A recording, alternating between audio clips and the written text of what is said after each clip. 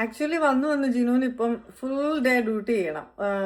Of എടുത്ത് വീട്ടിലിരിക്കുന്ന ഇഷ്ടമില്ലെന്നൊക്കെയാ പറയുന്നത്. എനിക്ക് ഓഫ് എടുത്ത് വീട്ടിലിരിക്കുന്ന ഇഷ്ടമില്ലാഞ്ഞിട്ടല്ല, ഞാൻ ഓഫ് എടുക്കുന്ന ദിവസം ഇവളും കൂടെ ഓഫ് എടുക്കുന്നത് എനിക്ക് ഇഷ്ടമില്ല. പക്ഷേ ആ ദിവസങ്ങളിൽ എന്തെങ്കിലുമൊക്കെ പ്ലാനുമായിട്ട് വരും, എന്തെങ്കിലുമൊക്കെ പ്രോഗ്രാം ആയിരിക്കും. നമുക്ക് വീട്ടിൽ സ്വസ്ഥമായിട്ടൊന്നും ഇരിക്കാൻ പറ്റത്തില്ല, നമുക്ക് റെസ്റ്റ് വേണ്ടേ.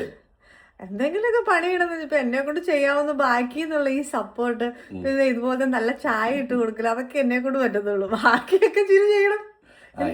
എന്ന് പറയുന്നത് നമുക്ക് റെസ്റ്റ് വേണ്ട. മിറ്റമൊക്കെ തിരക്കുന്നുണ്ടല്ലോ, എന്തിനാ ജിനു എന്നെ കൊണ്ട് പണി എടുപ്പിക്കുന്ന കാര്യം എന്താന്ന് പറ. ഇതോ ആ നമുക്ക് നമ്മുടെ മുന്തിരിക്ക് നമ്മൾ ഇന്നൊരു ഇത് പിടിപ്പിക്കാൻ പോവാണ്, പന്തലിടാൻ പോവാണ്, മുന്തിരി പന്തൽ അല്ലേ. അപ്പോൾ നമ്മുടെ പന്തലിൻ്റെ സ്റ്റാൻഡ് കോൺക്രീറ്റിൽ ഫിക്സ് ചെയ്യുന്നതിന് വേണ്ടി ബേസ് ഫ്ലാഞ്ച് ആണ് യൂസ് ചെയ്തേക്കുന്നത്. നമുക്ക് ബിയാൻക്യൂലും ഒക്കെ ഈസിലി അവൈലബിൾ ആയിട്ടുള്ള സാധനമാണ്. സോ കോൺക്രീറ്റ് സ്ക്രൂ ചെയ്ത് പിടിപ്പിക്കണം, അത് ഇച്ചിരി കഷ്ടപ്പാടുള്ള പണിയാണ്. അപ്പോൾ അതിൻ്റെ പണിപ്പുടയിലാണ്.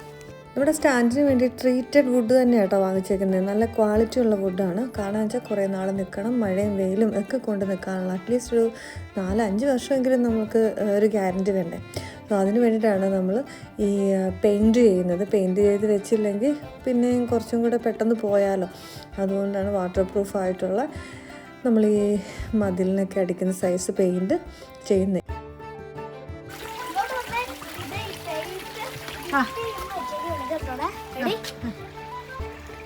അത് കളയല്ലേ വേണ്ടേ, മേത്ത് വച്ചിരിക്കുന്നു കേട്ടോ.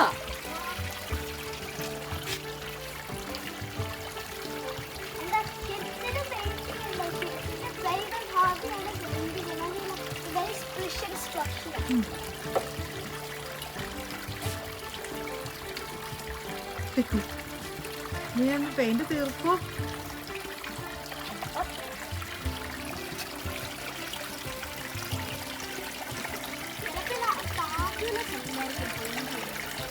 ആ ഉടുപ്പ് പറ്റിക്കരുത്, നീങ്ങി നിൽക്കണം.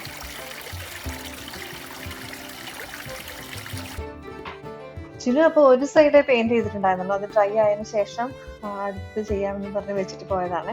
അപ്പം തൊട്ട് ജിനു ടുട്ടെന്ന് പറഞ്ഞൊരാഗ്രഹമാണ് ടുട്ടെന്ന് ഇതിനകത്ത് കയറി എന്തെങ്കിലും ചെയ്യേണ്ടത്. സോ ഇന്ന് അപ്പം ജിനു ഡ്യൂട്ടിക്ക് പോയേക്കാണ്. ഇന്ന് ജിനു നോക്കില്ല. അപ്പം ഞങ്ങൾ രണ്ടുപേരും മാത്രമേ വീട്ടിലുള്ളൂ. ഇതൊരു ഫണ്ണായിട്ട് തോന്നിയത് കൊണ്ട് ഞാൻ വിചാരിച്ചു എങ്കിൽ പിന്നെ നല്ല വെയിലുമുണ്ട്, അന്നാണ് പെയിന്റ് ചെയ്തേക്കാമെന്ന്. അപ്പം അവൾക്കും കൂടെ ഒരു ചാൻസ് കൊടുത്തു. ബാലവേല നിരോധിച്ചതാണെന്നറിയാം, എങ്കിലും പിള്ളേരുടെ സന്തോഷമല്ലേ. പിന്നെ ഇതിലൊത്തിരി പെർഫെക്ഷൻ നോക്കേണ്ട ആവശ്യമൊന്നുമില്ലല്ലോ, വീടിനൊന്നും പെയിന്റ് ചെയ്യുന്ന പോലെ അല്ലല്ലോ. അവിടെ ഇവിടെയൊക്കെ ഇച്ചിരിയൊക്കെ പോയിരുന്നാലും കുഴപ്പമൊന്നുമില്ല. അവൾക്കും ഒരു സന്തോഷം, നമുക്കും ഒരു നേരം പോക്ക്.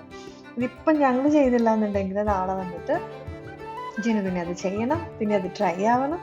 അപ്പോൾ പിന്നെ നമ്മുടെ വർക്ക് ഇങ്ങനെ നീണ്ടു പൊക്കോണ്ടിരിക്കും. അപ്പം ഞങ്ങളോടിത് ചെയ്യരുത് തുടരുതെന്നൊക്കെ പറഞ്ഞിട്ടാണ് ജിനു പോയത്.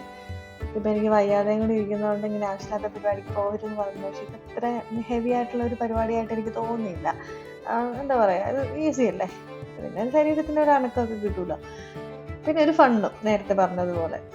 സോ അങ്ങനെ ഒരു തീരുമാനത്തിൽ ഞങ്ങൾ ജിനു വന്നപ്പോഴത്തേക്ക് ഒരു സർപ്രൈസ് കൊടുക്കാമെന്ന് ഓർത്ത് പെയിൻ്റ് അടിച്ച് വെച്ചതാണ് കേട്ടോ. അപ്പോൾ ഇന്നത്തെ ഈ വെയിലും കൂടെ അടിക്കുമ്പോഴത്തേക്കും നന്നായിട്ട് ഡ്രൈ ആയിട്ടിരിക്കും. നാളെ ഓഫ് ഉള്ളപ്പം വെറുതെ ഒരു ദിവസം വേസ്റ്റ് ആക്കാതെ നമുക്ക് നമ്മുടെ പണികൾ കിടക്കുകയും ചെയ്യും. അങ്ങനെ ഞങ്ങൾ കംപ്ലീറ്റ് ചെയ്തു. പിറ്റേ ദിവസം വന്നിട്ട് ഞങ്ങൾ പെയിന്റ് ചെയ്ത് വെച്ചേക്കുന്നത് കണ്ടപ്പോൾ നല്ല വഴക്ക് പറഞ്ഞു കേട്ടോ. ആവശ്യമില്ലാത്ത പണിക്ക് പോകേണ്ട ആവശ്യം ഉണ്ടായിരുന്നു, വീട്ടിൽ കയറി ഇരുന്നാൽ പോരായിരുന്നു. പിന്നെ ഞങ്ങൾ ചെയ്തതിൻ്റെ കുറ്റം കുറവൊക്കെ ഫുള്ള് കണ്ടുപിടിച്ചു, അവിടെ ഇവിടെ എന്തുകൊണ്ട് വെച്ചേക്കുന്ന എന്നെല്ലാം പറഞ്ഞു. അത് പിന്നെ ഞങ്ങൾ മൈൻഡ് ചെയ്തില്ല.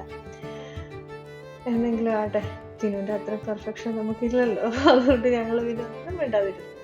നമ്മുടെ ഇതിലെ സ്റ്റാൻഡ് നമ്മൾ നിലത്ത് ഉറപ്പിക്കാൻ പോവാണ്. അപ്പോൾ നമുക്ക് ആദ്യമേ നമുക്ക് തറയിൽ നിന്ന് ബുഷ് ഇടണം. ബുഷ് ഇട്ടിട്ട് യുദ്ധമാണ് നമ്മൾ ആണി ഉറപ്പിക്കുന്നത്.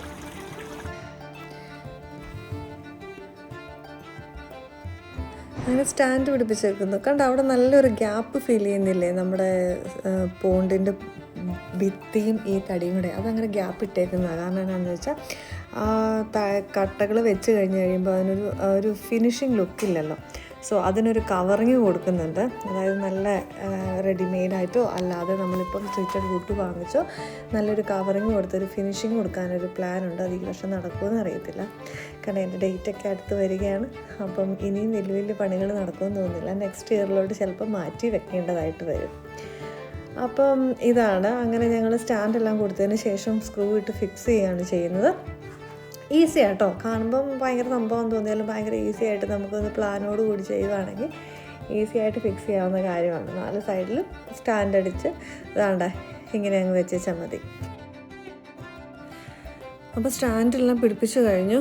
പന്തലിൻ്റെ ഏകദേശം ഒരു പണികൾ കഴിഞ്ഞു. ഒരു കംപ്ലീറ്റ് ലുക്ക് ആയിട്ടില്ല ഇതുവരെ, കാരണം ആ ഒരു പോണ്ടിൻ്റെ ഒരു കംപ്ലീറ്റ് ലുക്ക് വേണമെങ്കിൽ ഈ ഫിൽറ്ററിങ് സിസ്റ്റമൊക്കെ നമ്മളൊരു സൈഡിലോട്ട് മാറ്റാനുണ്ട്. ഇപ്പോൾ നേരത്തെ പറഞ്ഞതുപോലെ തന്നെ പോണ്ടിനൊരു കവറിങ് കൊടുക്കണം, അങ്ങനത്തെ ചില പരിപാടികളുണ്ട് കേട്ടോ.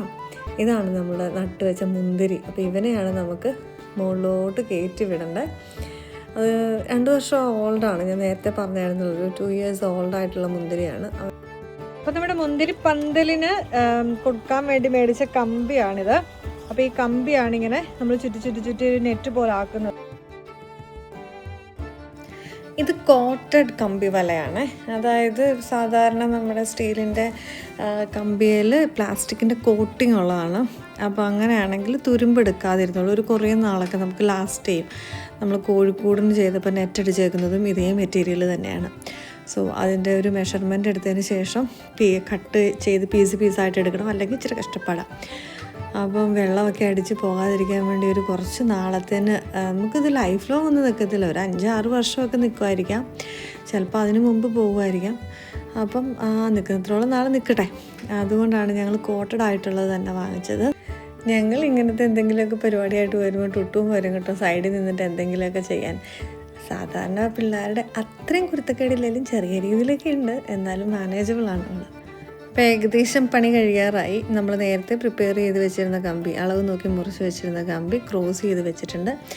ഇതിൻ്റെ നടുക്കൂടെ പിന്നെ ഞങ്ങൾ വല പോലെ കൊടുത്തില്ല, ഇങ്ങനെ ജസ്റ്റ് സ്ട്രൈറ്റ് ആയിട്ട് അടിച്ചതേ ഉള്ളൂ, കാരണം മുന്തിരി പടർന്ന് കയറുന്നതാണ്. അപ്പോൾ അതങ്ങനെ ഈസി ആയിട്ട് കയറിപ്പോക്കോളും. അപ്പോൾ ഇതാണ് ഒരു ഫൈനൽ ലുക്ക് എന്ന് പറയുന്നത്. മുന്തിരിനെ ഞങ്ങൾ കയറ്റി വിട്ടു. ഒരു 2 വർഷം കൊണ്ട് നിറഞ്ഞ് മുന്തിരി വരും എന്നുള്ളൊരു പ്രതീക്ഷയാണ്.